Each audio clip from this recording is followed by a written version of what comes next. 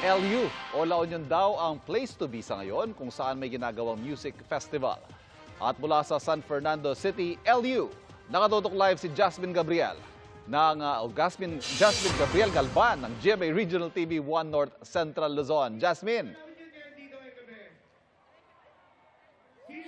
Ivan, good evening. Good evening mga kapuso. Ramdam na ramdam ang kasiyahan dito sa Poro Point kung saan ongoing nga yung music festival. Punong-puno ng kasiyahan at hiyawan ang kasalukuyang Hydro La Union Takeover Music Festival Concert dito sa Poro Point, San Fernando City, La Union. High energy ang performances ng mga artist.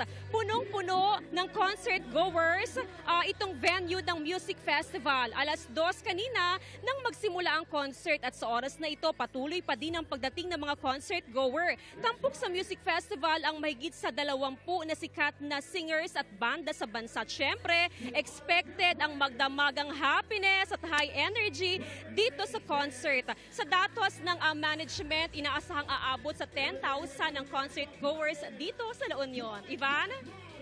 Maraming salamat, Jasmine Gabriel Galban ng GMA Regional TV 1 North Central Luzon. Mga kapuso, patuloy na tumutok sa mga balita. Mag-subscribe sa GMA Integrated News sa YouTube. Sa mga kapuso abroad, samahan nyo kami sa GMA Pinoy TV at sa www.gmanews.tv.